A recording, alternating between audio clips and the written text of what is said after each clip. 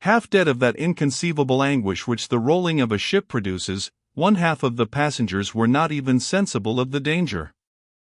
The other half shrieked and prayed. The sheets were rent, the masts broken, the vessel gaped. Work who would, no one heard, no one commanded.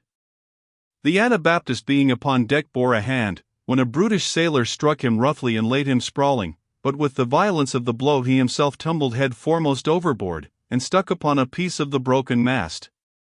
Honest James ran to his assistance, hauled him up, and from the effort he made was precipitated into the sea in sight of the sailor, who left him to perish, without deigning to look at him. Candide drew near and saw his benefactor, who rose above the water one moment and was then swallowed up forever. He was just going to jump after him, but was prevented by the philosopher Pangloss, who demonstrated to him that the Bay of Lisbon had been made on purpose for the Anabaptist to be drowned.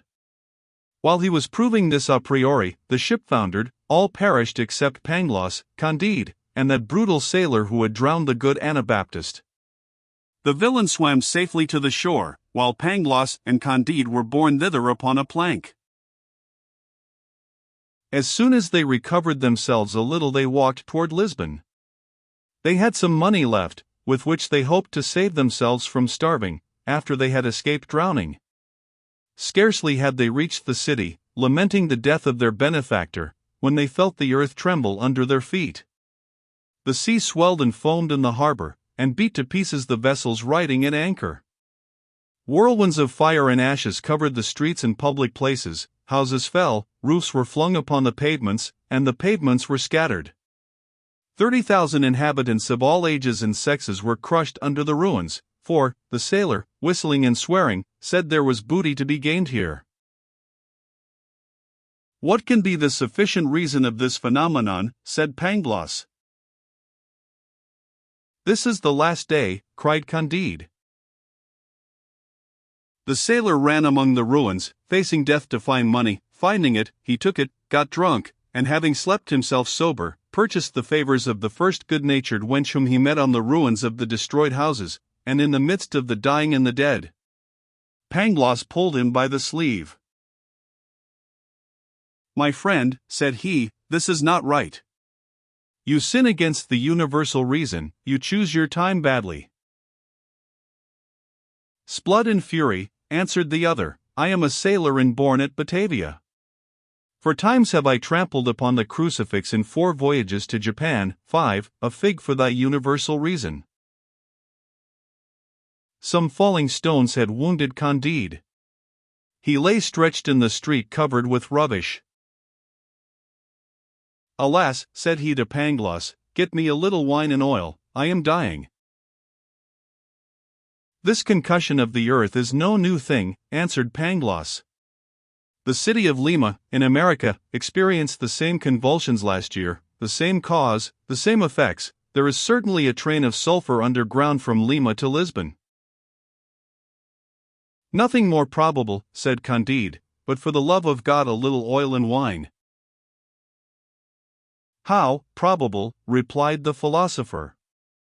I maintain that the point is capable of being demonstrated. Candide fainted away, and Pangloss fetched him some water from a neighboring fountain.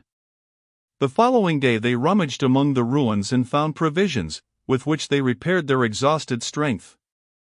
After this they joined with others in relieving those inhabitants who had escaped death.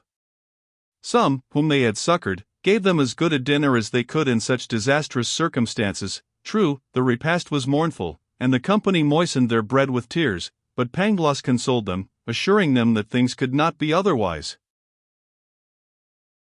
For, said he, all that is for the best. If there is a volcano at Lisbon it cannot be elsewhere. It is impossible that things should be other than they are, for everything is right. A little man dressed in black, familiar of the Inquisition, who sat by him, politely took up his word and said,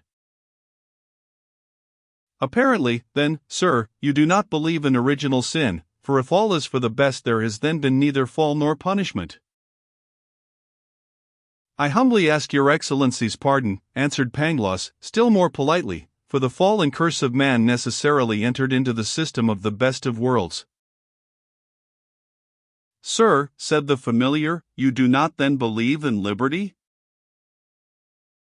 Your Excellency will excuse me, said Pangloss, liberty is consistent with absolute necessity, for it was necessary we should be free, for, in short, the determinate will.